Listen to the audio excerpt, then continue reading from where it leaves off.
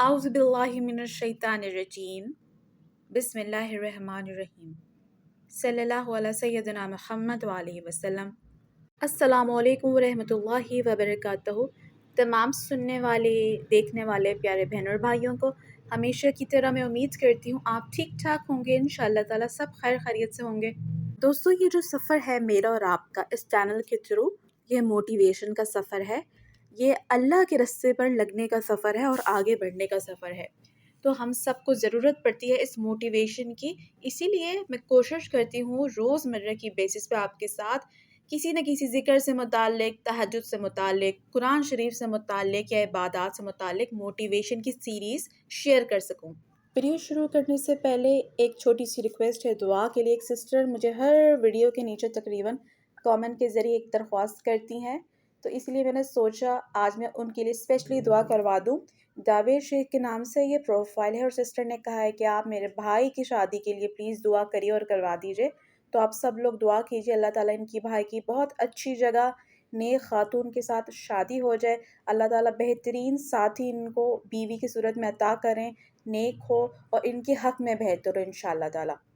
چلیے بغیر مزید وقت ضائع کیے ہم شروع کرتے ہیں آج کی پہلی میریکل سٹوری، جو کہ ذکر استغفر اللہ سے ریلیٹڈ ہے۔ آج کی پہلی میریکل سٹوری ذکر استغفر اللہ سے متعلق ایک سسٹر نے بھیجی ہے۔ بہن بتاتی ہیں کہ میرا اور میرے ہسبینڈ کا گھومنے پھرنے جانا ہوا ناردرن ایریاز یعنی شمالی علاقہ جات۔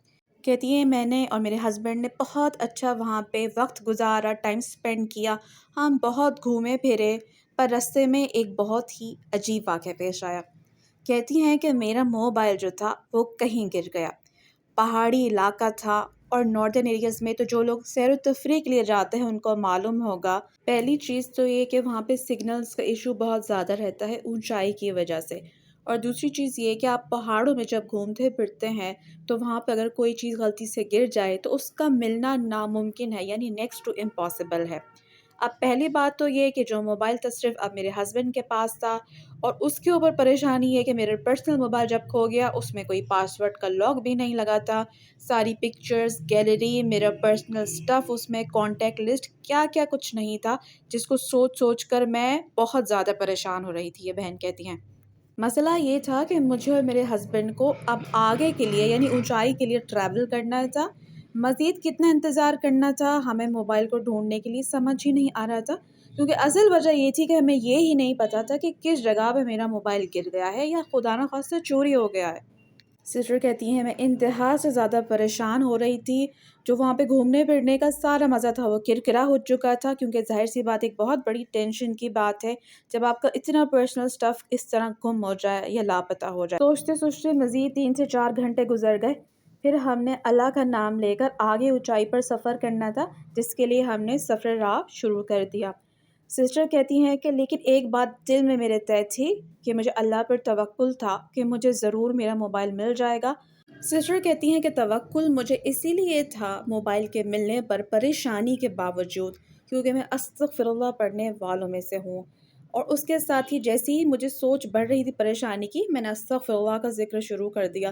استغفر اللہ میں نان سٹاپ شروع کرتی رہی، پڑھتی رہی کہتی ہیں، اور میں مستقل جب پڑھا ہم ساتھ ساتھ آگے کا سفر کرتے جا رہے تھے۔ جب ہم آگے بڑھے تو ایک بہت ہی ناممکن سا واقعہ پیش آیا۔ میرے ہسبینڈ کے موبائل پر میری سسٹر کی کال آئی، اور اس نے جو خبر مجھے سنائی سن کے میری خوشی کا ٹھکانہ نہیں رہا۔ اس نے بتایا کہ تمہارا فون مل گیا ہے۔ اس کو کسی ڈرائیور نے فون کر کے بتایا تھا کہ یہ جو فون ہے مجھے ایک جگہ پہ گرا ہوا پہاڑیوں کے درمیان میں ملا ہے۔ اس ڈرائیور نے مزید یہ بتایا اور ایک ہوٹل کا نام لیا کہ آپ وہاں سے آ کے کلیکٹ کر لیں، میں وہاں پر آپ کا موبائل لے کے جا رہا ہوں، اور پلیز میں وہاں پہ انتظار کروں گا، آپ اس ہوٹل پہ آ جائیے، پہنچ جائیے، میں آپ کا انتظار کروں گا۔ اب اس ڈرائیور نے میری بہن کو کیوں کال کی؟ وہ اس لیے کہ اس نے لاسٹ ڈائل نمبر پہ ری ڈائل کیا۔ میں نے اپنی جو لاسٹ بات تھی اپنی بہن سے کی تھی اس سفر کے دوران، تو اللہ کی کرنی ایسی ہوئی، اس ڈرائیور نے بغیر کانٹیکٹ لسٹ میں انٹر کیے ہوئے لاسٹ نمبر کو ری ڈائل کر کے میری بہن کو اس گرے ہوئے موبائل کے بارے میں بتایا، ساری تفصیل بتائی، اور یہ بھی بتایا کہ اس ہوٹل سے آ کے فون کلیکٹ کر لیں۔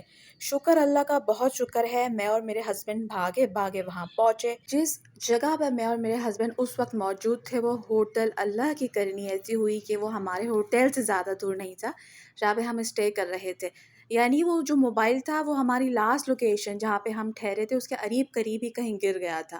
خیر الحمدللہ جب ہم وہاں پہنچے تو وہ جو ڈرائیور تھا وہاں پہ ہمارا انتظار کر رہا تھا۔ ہم نے انتہا سے زیادہ اس کا شکریہ ادا کیا، میں اور میرے ہسبینڈ نے اس کو کچھ سسٹر کہتی ہیں کہ میں اور میرے ہسبینڈ نے تھینکفلنس کے طور پر اس شخص کو، اس ڈرائیور کو پیسے بھی آفر کیے، لیکن اس نے لینے سے انکار کر دیا اور وہ زیادہ کچھ بات کیے بغیر چلا گیا۔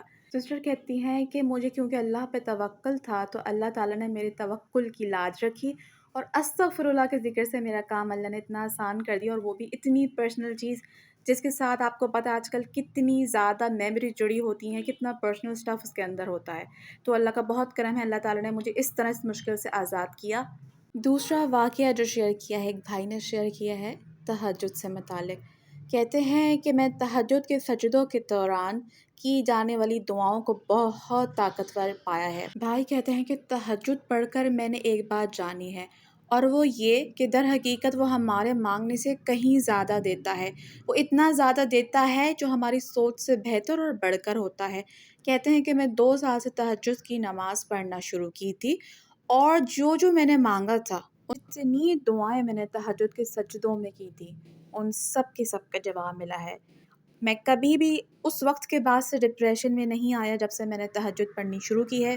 میں بہت خوشگوار زندگی گزار رہا ہوں۔ جو لوگ تہجد پڑھنا چاہتے ہیں یا شروع کرنا چاہتے ہیں ان کے لیے میرا ایک چھوٹا سا پیغام ہے کہ جو آپ چاہتے ہیں نا، جیسے زندگی میں اس کے لیے کام کرتے ہیں، محنت کرتے ہیں، تبھی آپ کو ملنے کا چانس ہوتا ہے۔ اسی طرح تہجد کے پڑھنے کے لیے بھی آپ کو خود اٹھنا پڑے گا، کوشش کرنی پڑے گی، اور اس سے بھی بڑھ کر بات یہ ہے کہ اللہ آپ کو توفیق دے گا تو آپ اٹھیں گے، ورنہ آپ اٹھ بھی نہیں پائیں گے۔ تو ضروری اور لازم یہ ہے کہ دن کے اوقات میں جو آپ سے گناہ ہوتے ہیں وہ ہرگز نہ کریں، تبھی آپ کو تہجد مل پائے گی۔ ایک اور بات یہ کہ اللہ رب العزت اگر آپ کو آزمائشیں دیتا ہے تو آزمائشوں کے بعد آسانی بھی وہی دیتا ہے۔ جتنا طاقتور اور مثبت اس عمل کو آپ سمجھیں گے، اللہ پہ بھروسہ رکھ کے اس کو پڑھیں گے تہجد کو، میں دعویٰ کر کے کہہ سکتا ہوں اتنی ہی زیادہ جلدی آپ کے کام ہو جائیں گے۔ اللہ آپ کو مایوس کبھی بھی نہیں کرتا، صرف ہمارے مانگنے میں کمی ہوتی ہے۔ بس صبر کریں، جس بھی حالات میں ہے لوگوں سے ذکر نہ کریں، نہ شکایت کریں، دیکھیں اللہ تعالیٰ آپ کے لیے کیسے آسانیاں پیدا کرتا ہے۔ دوستوں ایک چھوٹی سی ریکویسٹ ہے آپ سب سے، اس ویڈیو کے اینڈ میں آپ ذرا مجھے یہ بتائیے کہ نیکسٹ چیلنج آپ لوگ کون سے دیکھنا چاہتے ہیں ویڈیو فارم میں۔ آپ لوگ چاہتے ہیں کہ میں تہجد کا چیلنج رکھوں نیکسٹ ویڈیو کے فارم میں، یا استغفر اللہ 7000 کا چیلنج رکھوں، یا پھر 41 ڈیز سورۃ البقرہ کا چیلنج؟ تینوں میں سے جس بھی چیلنج کے لیے زیادہ کامنٹ ہوں گے میں وہی فائنلائز کر کے نیکسٹ ویڈیو اسی چیلنج کے لیے بنا دوں گی انشاءاللہ تعالیٰ۔ بس آپ نے کرنا یہ ہے کہ آپ نے اس میں شامل ہو جانا ہے۔ اگر آپ اپنے کاموں میں آسانی چاہتے ہیں، انشاءاللہ تعالیٰ آپ اپنے دعاؤں کی قبولیت چاہتے ہیں، تو میرے ساتھ موٹیویشنل جرنی میں شامل ہو جائے گا، اللہ تعالیٰ ضرور آپ کی مدد کریں گے۔ مجھے یاد ہے آج بھی بہت سارے لوگ جو شروع میں چیلنجز کے کامنٹ کیا کرتے تھے کہ دعا کریں سسٹر ہمیں میریکل مل جائے، اب وہی لوگ کامنٹ کر کے مجھے اپنے میریکلز بتاتے ہیں، سبحان اللہ۔ آپ لوگوں کی کامنٹس کا انتظار رہے گا، جتنے زیادہ جس چیلنج کے لیے کامنٹس ہوں گے اسی کے ووٹس بڑھ جائیں گے، اور انشاءاللہ تعالیٰ پھر ہم نیکسٹ چیلنج وہی شروع کریں گے۔